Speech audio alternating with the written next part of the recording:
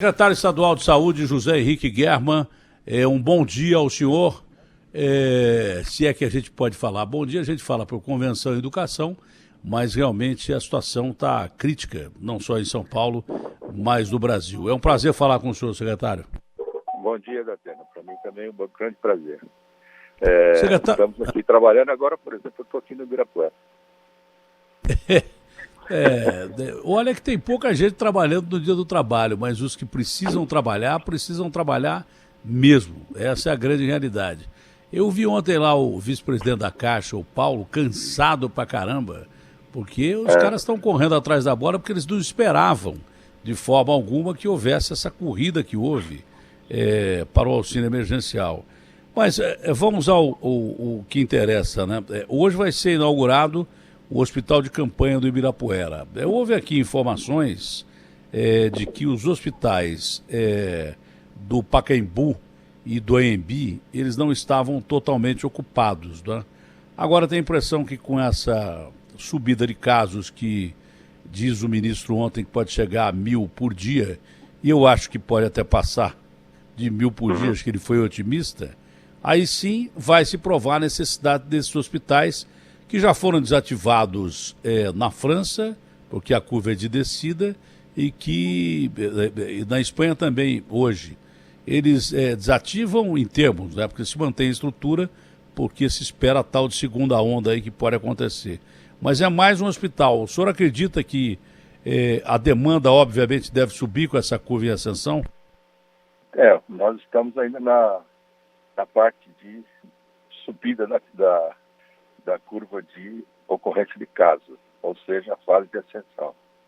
Então, dia a dia, a gente tem maior número de casos. Nós estamos observando que nós estamos numa velocidade desta ascensão, desta subida, não muito grande. Ela pode ser muito maior. Isso depende, obviamente, da questão do isolamento. Nas condições que nós temos até agora, e ela já, quando você faz um movimento no isolamento, ele se reflete 10, 15 dias depois. Então, nós estamos vendo isso agora, talvez por um reflexo do que aconteceu há uns dias atrás, que começou a aumentar gradativamente o número de pessoas na rua. Então, o reflexo está aqui, que é o aumento do número de casos, né? Se a gente, de novo, apertar para que a taxa de isolamento volte a trabalhar entre 50% e mais próximo de 60%, essa velocidade diminui de novo, entendeu? Não diria para você que seja uma questão matemática, porque não é. Aliás, não tem sempre nem jamais em casos da medicina, mas ele obedece uma certa tendência, vamos chamar assim. Então, esse hospital que começa aqui hoje, com 200 leitos mais 28 mais preparados para uma transformação, inclusive para pacientes mais graves, né? Ele atende a esta tendência, entendeu? Daquilo que nós estamos trabalhando, como eu lhe disse até então. Secretário, não é novidade para ninguém, né, que por aquilo que o Trump disse, ele sabia mais coisas do nosso país do que a gente praticamente está sabendo. Lá com o serviço de inteligência que ele tem, de política internacional, e é claro que a maior potência do mundo tem um serviço de informação dramaticamente melhor do que o nosso e possivelmente que qualquer outro, talvez comparável à Rússia, à China ou coisa parecida. Israel, que são países aí que têm sistemas de segurança muito grandes. Ele falou uma vez, eu falei, esse cara está sabendo mais do que a gente está sabendo. Falou a segunda vez, aí exatamente uma incrível coincidência, né? Foi uma incrível coincidência, porque no mesmo dia que o ministro veio e falou assim, olha, podemos ter 1.000 casos por dia. Então, é claro que o que houve aí, quando o Mandetta disse que a curva atingiria o seu máximo estágio na Páscoa, que só Jesus Cristo ia renascer na Páscoa, o resto tudo ia estar com coronavírus ou morrer, e de repente isso não aconteceu, as pessoas começaram a desacreditar desse vírus assassino que tem como característica maior nem tanto a letalidade que ele tem, porque ele mata mesmo, mas mata pela velocidade, porque ele se espalha com quantidade, atinge mais gente e mata. Então a velocidade dele é que é o principal detalhe desse vírus, que a gente tem que descobrir uma vacina imediatamente, porque remédio eu não sei se vai adiantar. Você, cada hora, descobrir um remédio e nem se sabe se esses remédios têm eficácia. Então a pergunta é simples e direta, né? A tendência de se abrir completamente essa quarentena, ela é zero, né? Eu tenho a impressão que você pode, pelo que eu estou sentindo, com os casos que vêm por aí, você pode até flexibilizar, mas abrir completamente a economia aqui em São Paulo parece ser impossível. Eu estou enganado. Não, primeiro, então, nós temos 3 cenários diferentes. Um é Grande São Paulo, outro é o Estado de São Paulo e o outro é o Brasil. Dentro da Grande São Paulo, nós temos a maior aglomeração possível, né? Acho que em todo o país. Então, é aqui que nós temos que tomar um grande cuidado, é aqui que é o epicentro desta epidemia, né? Então, e é aqui que nós precisamos trabalhar numa meta entre 50% e 60% de taxa de isolamento. Para o restante do estado, nós temos uma situação um pouco diferente, porque eles estão algumas semanas atrás de nós, porque o vírus também tem essa temporalidade, né? Então,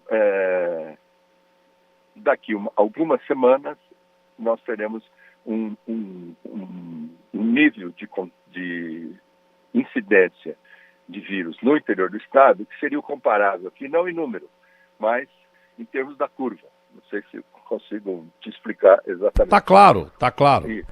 Então tá bom. Então, nesse sentido, no interior do estado, talvez a gente possa ter alguma flexibilização se mantermos sempre como princípio uma taxa de isolamento entre 50 e 60. Se essa taxa for 30 e 40, tudo que eu estou lhe colocando aqui, você pode esquecer. É outro cenário, completamente diferente. No Brasil, já é outra situação. A situação do Brasil, acho que o Trump não precisaria de grandes cientistas. Era só olhar, né? Para ter chegado àquela conclusão que ele chegou. Nós estamos numa situação muito crítica, a questão Brasil.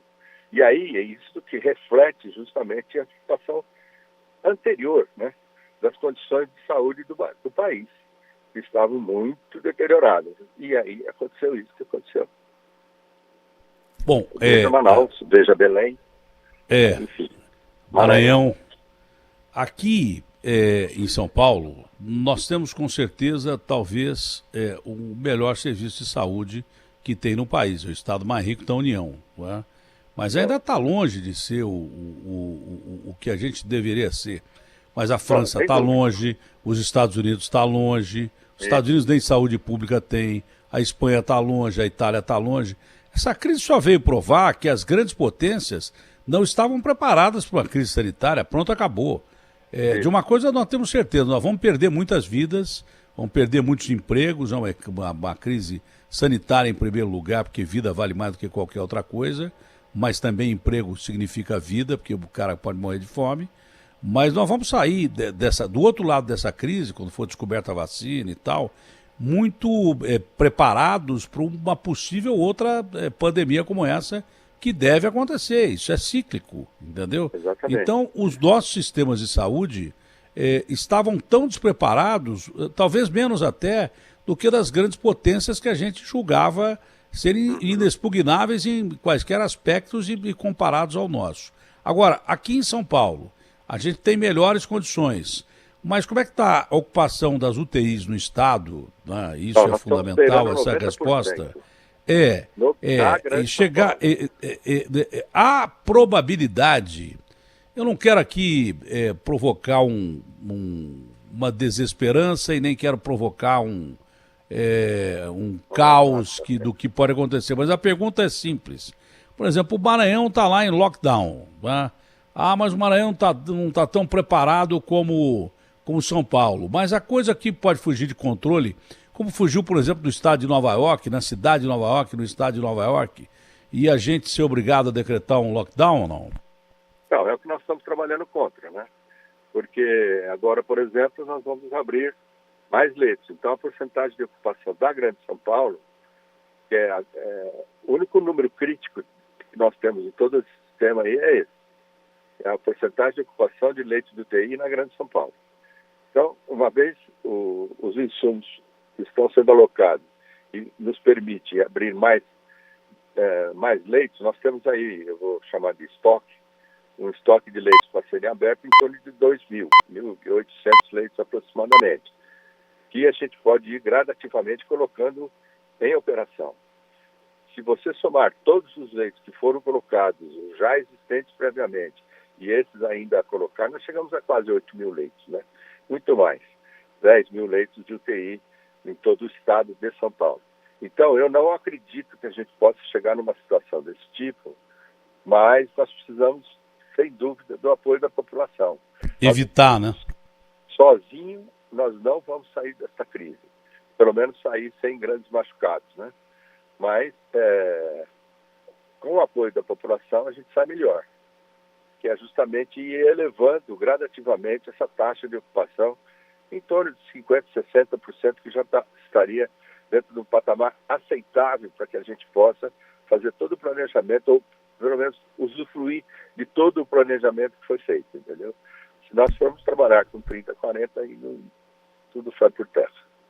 Então, que a quarentena vai ser... Nós precisamos da imprensa, tem a imprensa que entra na casa das pessoas, para que possam se conscientizar da gravidade que é a epidemia e do papel importante que cada um tem nessa situação.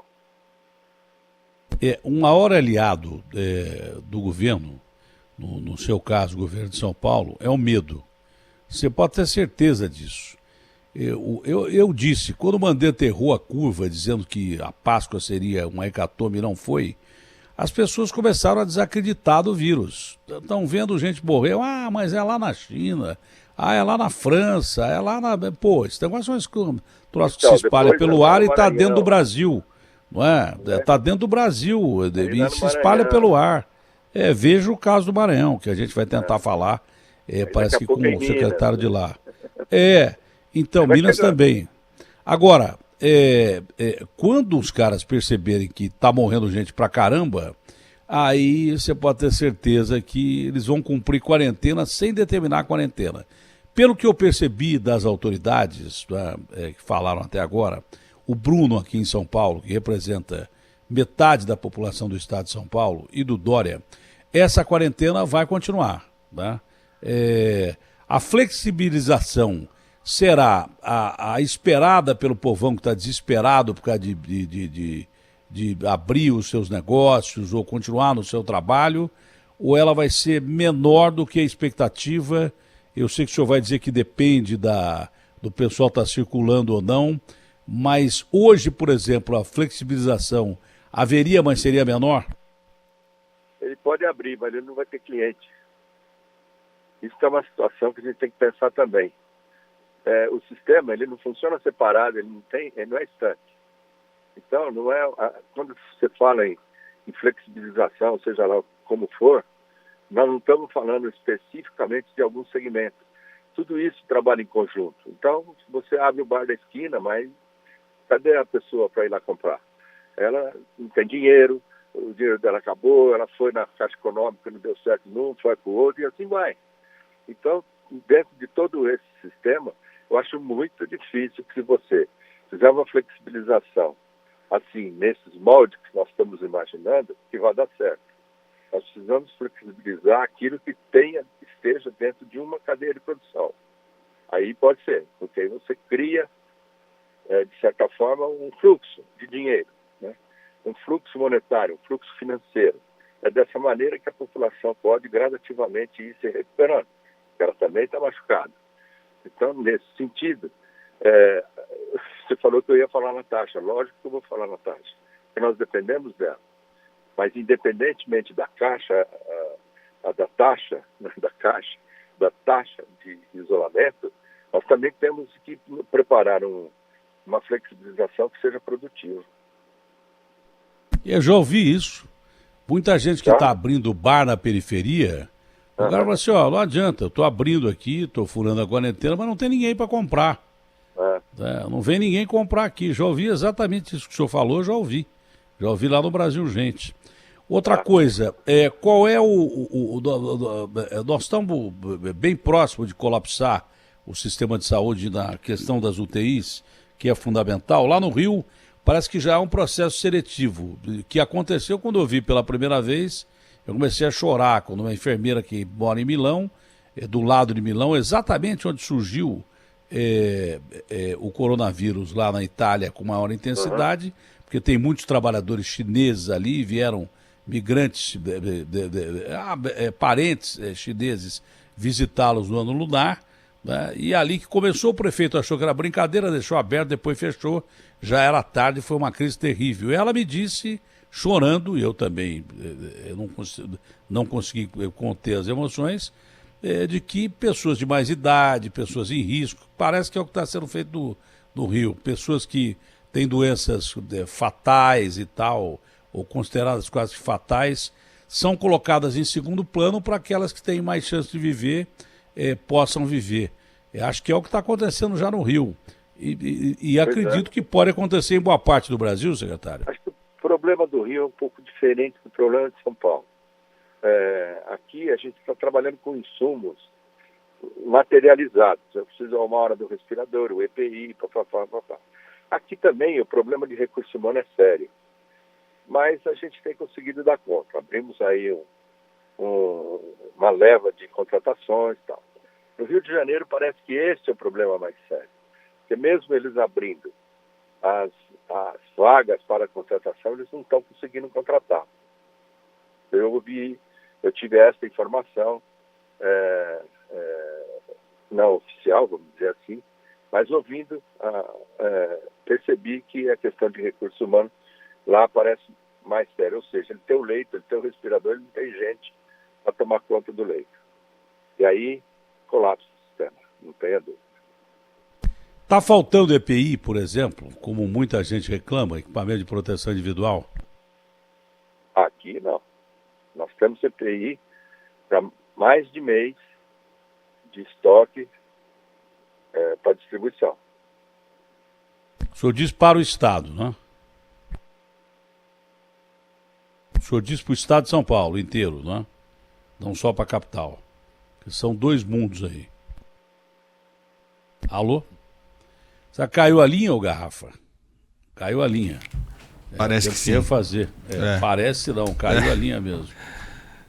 Bom, se não está faltando EPI, tomara que não esteja mesmo, graças a Deus, porque o EPI é fundamental, principalmente para salvar vidas do pessoal da linha de frente, pessoal da enfermagem, médicos e tal, porque sem esses caras nós estamos perdidos. Há várias denúncias aí, mas o secretário está falando que tem estoque para pelo menos um mês, tomara que isso seja o necessário mesmo. Secretário, tem a notícia que surgiu aí que o Estado estaria pensando em usar leitos do interior. Isso Sim. Já foi pensado? Já, isso é normal. A gente tem um fluxo de pacientes que vão para o interior e vice-versa, que é determinado pela CROSS, que é um centro de regulação de vagas que nós temos já há bastante tempo no Estado. Isso acontece normalmente. O que ocorre agora é que existe um número muito maior de transferências, né? E a CROSS está muito voltada para a Covid-19. Esse é o cenário mais atual, vamos dizer assim.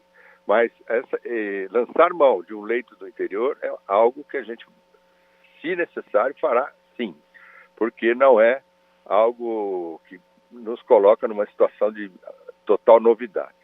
Nós entendemos que na hora que a gente faz isso, a gente cria um problema para a família, a gente procura minimizar esse problema, mas na falta de um leito que seja necessário aqui, se a gente puder usar um de Americana, vamos usar o de Americana.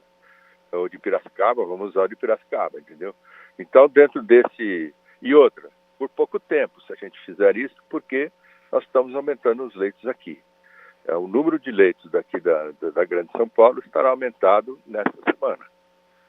Então, com os novos insumos que estão chegando aí.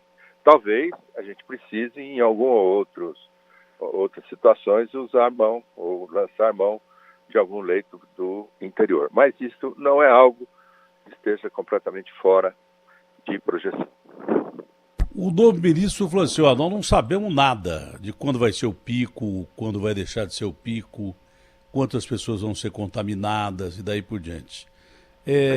Isso, ao invés de gerar uma situação ruim, pelo menos demonstrou transparência. Não sabemos nada mesmo. Não é? Agora, há de se prever qual é a probabilidade mais próxima aí da gente ter o nosso pico. Por que eu pergunto isso? Porque o pico é a parte mais grave da doença, mas é a curva que indica que a partir dela a gente começa a ter imunização e regredir. Então, aqui no estado de São Paulo, o que nós estamos procurando fazer? Não ter o pico. Então, entendi. Achatar a curva, né? Achata a curva. Para que a gente achata a curva? Para não estressar o sistema de saúde. Entendeu? Então, com isso, a gente não colapsa o sistema. O sistema dá conta do recado.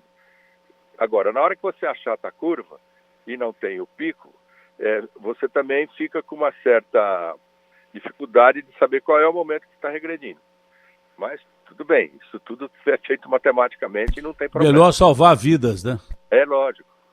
Então, por isso que eu digo, nós ainda estamos em ascendência, numa velocidade muito baixa.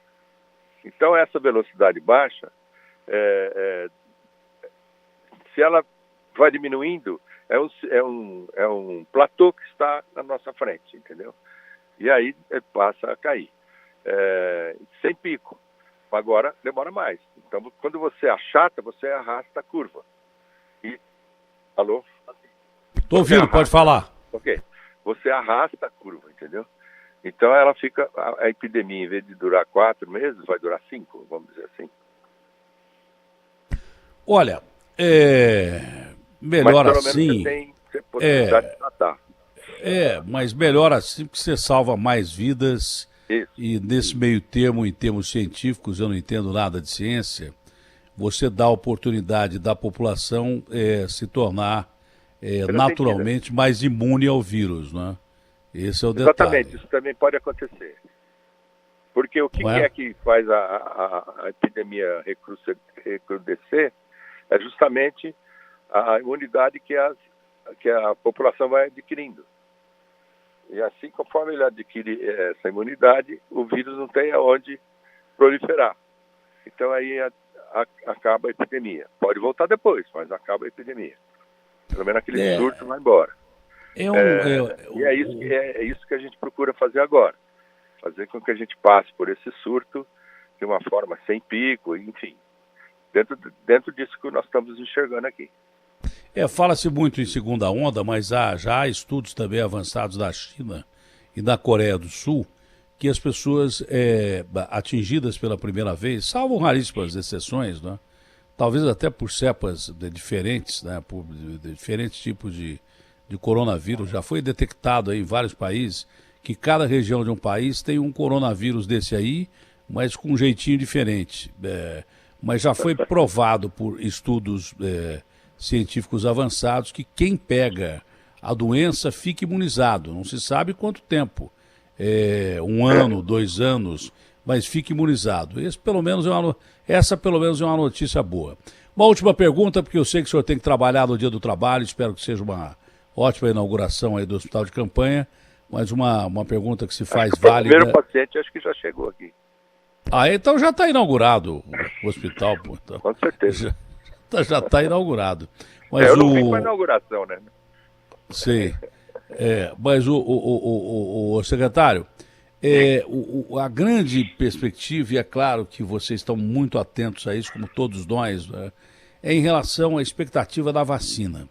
Quando se fala dessa vacina de Oxford, que ela já está sendo estudada desde 2003 lá por causa da SARS, e essa é uma SARS diferente. É o mesmo vírus, isso, mas mudado geneticamente. Exatamente. Se tem esse estudo desde... Sempre assim, né? Tem várias caras. Então, desde 2003, se está sendo estudado isso em Oxford, duas senhoras cientistas parece que conseguiram achar um ponto da vacina a partir de janeiro, quando ouviram falar da epidemia na China, e parece que essa vacina tem lá a sua confiabilidade, tanto que ela já vai ser aplicada em massa, talvez na Índia, pelas informações que nós temos. O senhor acredita que exista a possibilidade dessa vacina dar certo porque não é um tempo tão curto, se já vem sendo estudado lá de trás, seria do mesmo jeito que o vírus mudou, você pegar a pesquisa que você já tem e mudar algo na pesquisa para tentar acompanhar a mutação do vírus. O senhor acredita nessa vacina nesse tempo aí, que seria curto para uma vacina? Eu acredito. Eu acho que as pesquisas já existem. Eu não estou falando especificamente desta, porque desta... Tem várias, né? Eu estou falando do ponto de vista de uma vacina que possa ser colocada no mercado talvez um pouquinho antes. Mas, sabe, Datena, esse um pouquinho antes é muito pouco antes, né? E uma vacina que venha, antes de 1 ano e meio, seja ela rápida... Não acompanha a velocidade do vírus. Nós temos que esperar, não tem outro jeito. Por isso a possibilidade, talvez, de algum remédio, né? E talvez. Algum remédio que possa, como um Tamiflu da vida foi para H1N1, no sentido de minimizar os efeitos, né? Diminuir a transmissibilidade, enfim, ser um remédio e não a vacina. E aí depois vem a vacina. Então eu acho que isso vai acontecer. Não é algo que nunca acaba, né? Essa perspectiva é perfeitamente plausível. E a gente ter primeiro um remédio, depois uma vacina e assim por diante. Hoje, a vacina é ficar em casa. Não tem outro jeito. Olha, secretário, por tudo que a gente conversou, que Deus nos ajude e muito, porque nós vamos precisar. E principalmente ilumine vocês que estão aí conduzindo essa crise. Muito obrigado, foi um prazer falar com o senhor. Tenha um ótimo dia, se bem que é possível a gente ter um ótimo dia, porque parece que a gente está num quadro, observando um quadro lindo, céu sem poluição, sol, e parece que a gente não está participando desse quadro, né? Está aqui de fora olhando o que está acontecendo na natureza. Exatamente. Que se recompõe e os homens morrendo. Um abraço grande. Pois não, obrigado. Secretário. Um abraço grande. Se a gente ganha, é um grande ganho. Obrigado. É claro.